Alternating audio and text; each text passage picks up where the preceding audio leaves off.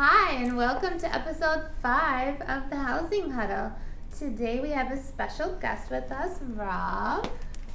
Hi everybody, my name is Robert Erdos. I'm a kitchen designer and interior designer. I've been doing this for about 22 years. I've also done some designing in Europe for a couple years, but mainly in Tampa, and this is where my hub is. Should we start?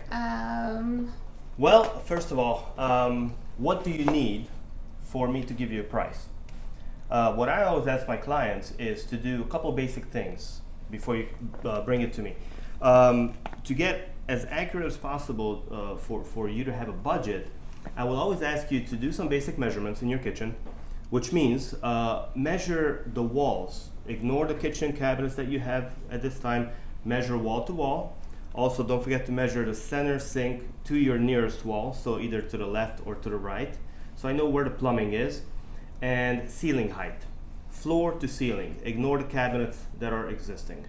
Also take lots and lots of pictures. I can usually tell the space. I've done it enough where I can see what you're looking to do, where things are located as far as appliances go. And then of course your measurements will help with material cost. So that's some of the major things. Of course, have some ideas also of style and what you're liking to change or what you need to have in there as far as storage goes, colors, hardware. It will tell me if what you're trying to do is going to be in your budget or out of your budget. Mm-hmm. You could show me something in a magazine, or a lot of people go to house.com to get ideas, but you know, pictures are sometimes hard to recreate in real life. It's easy to draw something. There's a lot of CGI out there. There's a lot of software that'll make everything look perfect. If you really want that, then you have to be prepared. But of course, there is product that I offer for every budget, every stage of your life, every style of house. So, keeping in the budget, what is a good way to measure that for a customer when they're thinking about redoing their kitchen? It's a great question. What I recommend to my customers is first of all, what are you going to do with the home? Are you looking to love it or list it? Are you going to stay in it 2 years, 5 years, or 10 years? That will determine where you need to be. I recommend for somebody to dedicate no more than 15% of the value of the home, and of course no less than 5% is ideal. But again, that can be broken, that rule, but that's a good guideline. Cabinets, labor is going to be your main expense when it comes to it. Countertops, as you can see, this is actually a quartz countertop. This is going to be a little bit of a higher end top than your less expensive granites, but of course it's a better quality product also. Mm-hmm. So if you're doing a flip, I think to get the value of the whole house up, you're probably going to want to do something like this. There are different levels of quartzes that you can get also at the same time, but you want to also keep and maintain the value of the home without seeing that you might have went a little too cheap. A lot of different type of countertops right now, different type of stone.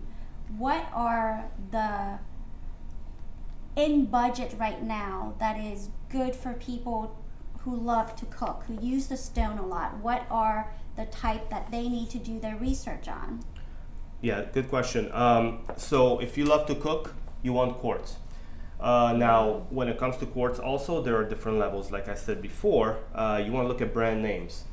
Not to mention any brand names, there are one or two out there that have started quartz long time ago in the US. They're original manufacturers, and they are going to be your best quality.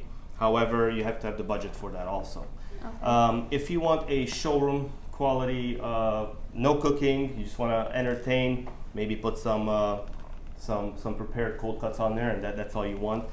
For your friends to be impressed. There's quartzite, which is really beautiful. It's a very natural stone, comes in a lot of exotic colors, but cooking wise, it's gonna be very porous.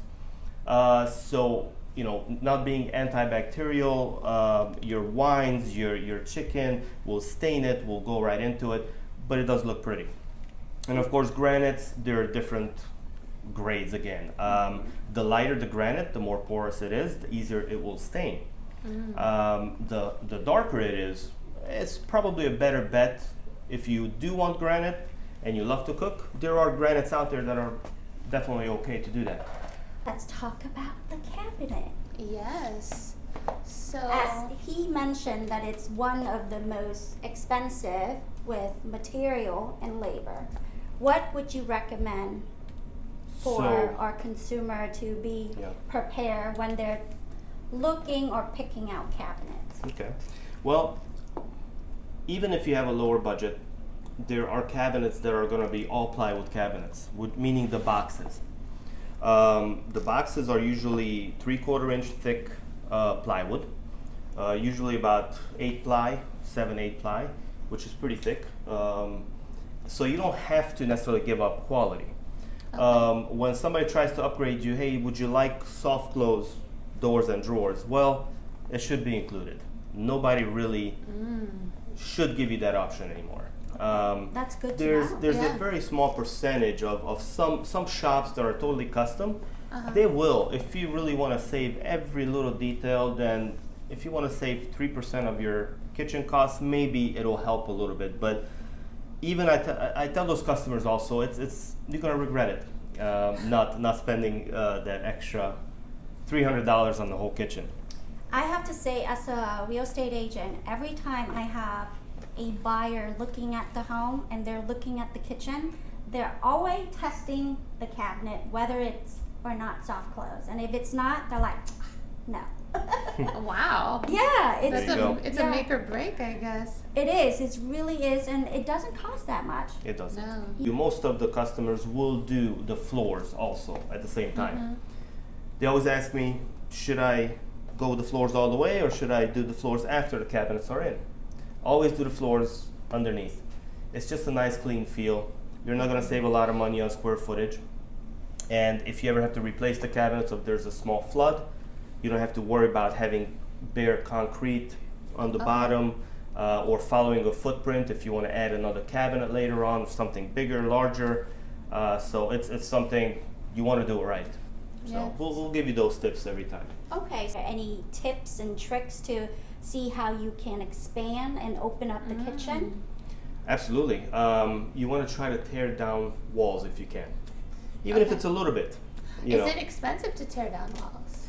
If it's a drywall, it depends who does it. It doesn't have to be expensive Okay. if they do it right the first time. Okay. But there are things you have to be aware. Sometimes you don't know what's behind the wall. Sometimes you don't know what kind of plumbing or electrical is there, how old the house would be. So there could be surprises and extra expenses that would come along with that. We would come up with the customer with a design that's ideal for them. Then I would answer any questions for their GC, see if it's possible, if it's not, if there's anything that needs to be redone, I will redesign it. But yes, the contractor will tear out soffits, move electrical, plumbing, and then we'll coordinate with each other of where the layout will end up being. Sometimes you have to, whatever your budget is, you have to add a little more to it if you want to do it right the first time. I keep coming back Of to the course. budget, but you can't cut corners, unfortunately, if you want to do it right.